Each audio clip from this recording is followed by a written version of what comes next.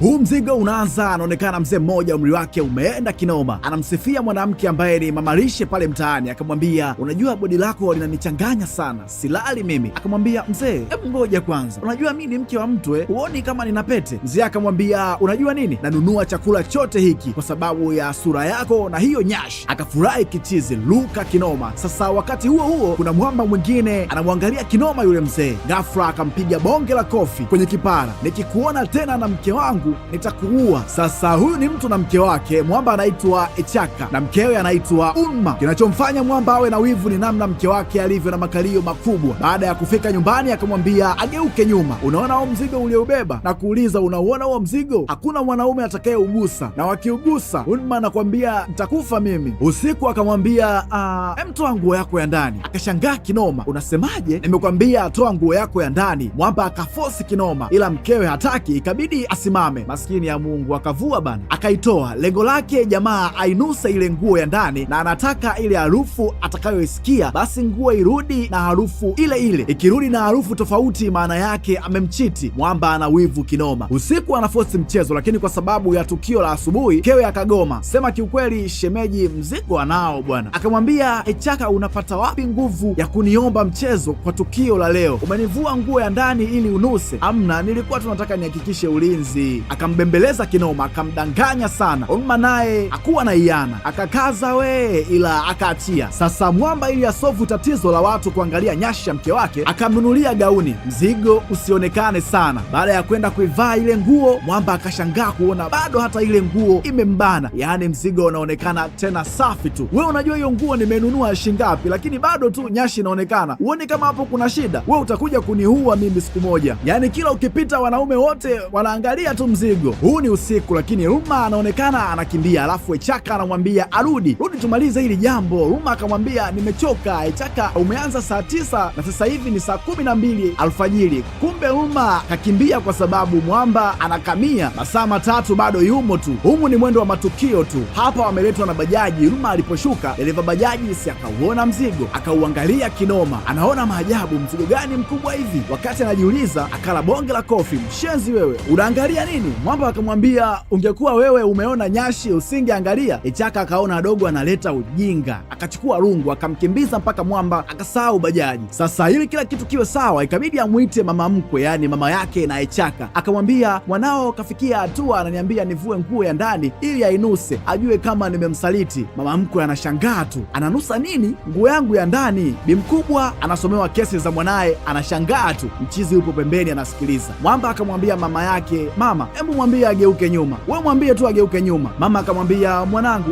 geuka, we geuka tu. Akageuka. Mama, unaona alichokibeba? Ndiyo, nimeona. Sasa mama, kama wewe ungekuwa mwanaume ungemtamani au usingemtamani? Bimkubwa akasema nisiwe muongo, ningemtamani. Uma akashangaa, mama unasemaje? Mwanangu, mimi nimesema ukweli. Bimkubwa naye ameona asiwe muongo. Sasa leo ni siku nyingine. Ruma kwenye mapambano yake ya kawaida, kwa bahati mbaya anagongwa na gari. Mwana hakuwa na iana, akampeleka hospitali. Mwamba kuna namna kama kazimika sana na Uma, anamuwaza kinoma, ikawa mazoea. Sasa swala la kumpandisha kwenye gari mpaka kwake likawa la kawaida sana, bila kujua majirani wanawaona. Kesho yake mapema sana, kuna jirani akamletea umbea Echaka kuwa mkeo jana kaletwa na gari usiku. Kiufupi, kuna mtu anakuchapia. Akatoka fasta mpaka ndani kwa Ruma, akamwambia unanisaliti kisa mtu ana gari? Yaani kisa sina gari ndio unanisaliti, si ndio? Echaka akapeleleza mpaka akapajua kwa mchizi, piga sana mkwala. Akamwambia dogo, kama nikikuona au nikisikia umemsogelea mke wangu tena, nitakachokufanya Nigeria nzima itanishangaa. Siku moja mwamba akamfuata Ruma anapouza chakula. Ruma akamaindi kinoma kumuona kwa sababu alihisi anataka amwharibie kwa mumewe, ila mwamba akamwambia kuwa anataka ampe dili ambalo atamlipa 400 kwa siku. Yeye ana marafiki zake watakuja kwenye pati, hivyo anataka awapikie chakula alafu awaletee. Ruma akaona mbona kama dili zuri sana hii, akakubali. Kweli siku ilipofika akapeleka msosi, lakini akakaa sana haoni wageni. Akamuuliza ni usiku mno, ina maana hao wageni hawafiki mpaka sasa hivi? Mwamba akamwambia usijali, wanakuja muda sio mrefu. Lakini akachoka. Akamwambia nini kinaendelea? Mchizi akamwambia sawa, ngoja nikwambie, nilikuwa nataka tu nikae na wewe unipe kampani kwa siku ya leo. Alipomwambia hivyo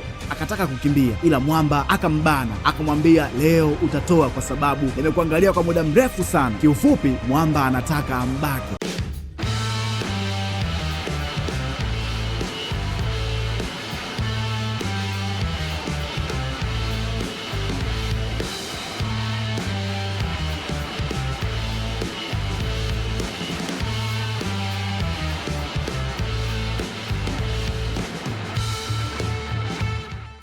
Alichokifanya Unma, akampiga teke Ikulu, Mwamba chini. Unma akakimbia. Mwamba hachoki. Kesho yake akaja mpaka nyumbani, akamletea maua, anadai kaja kuomba msamaha. Leo Mwamba akatuma message, lakini aliyeisoma ni Echaka. Message inasema I miss you baby. Faster Echaka akamfuata Unma ili kujua ni nani aliyetuma ile message, akamwambia ni yule mshikaji. Echaka hakuchelewesha. Faster akamfuata Mwamba akamwambia nilikuonya uachane na mke wangu, ila bado, sasa hii ni mara ya mwisho, vinginevyo nitakuua. Kabla hajaondoka, Mwamba akamwambia milioni 20, nataka nikupe milioni 20 uachane na mkeo na uondoke, alafu uniachie mimi. Echaka akafikiria sana. Milioni 20? Aliporudi nyumbani akili haifanyi kazi kabisa, anawaza milioni 20 tu, amwache mkewe achukue hela au akatae hela abaki na mkewe. Huku anaonekana Mwamba anacheza, means kashamtumia milioni 20, Mwamba asepe. Asubuhi Unma anaamka hamuoni mumewe, kitu ambacho si kawaida. Baadaye Mwamba akaja, alafu akamsikilizisha audio jinsi ambavyo alikuwa anamnunua kwa milioni 20 kutoka kwa mumewe, lakini Unma akagoma kabisa, akamwambia hawezi kumwacha mumewe hata kama kampa hizo hela. Miezi kadhaa mbele, anaonekana Unma anashangaa, akiangalia vizuri ni Echaka amerudi tena, akapendeza kinoma. Unma akampiga bonge la kofi, kwa nini uliniuza? Ila Echaka akamwambia alifanya hivyo kwa sababu alitaka akaitumia ile hela kufanya biashara na amefanikiwa, ndiyo maana amerudi. Kesho yake Unma akamwambia mshikaji kuwa kama alimnunua basi amefeli, mume wake amesharudi.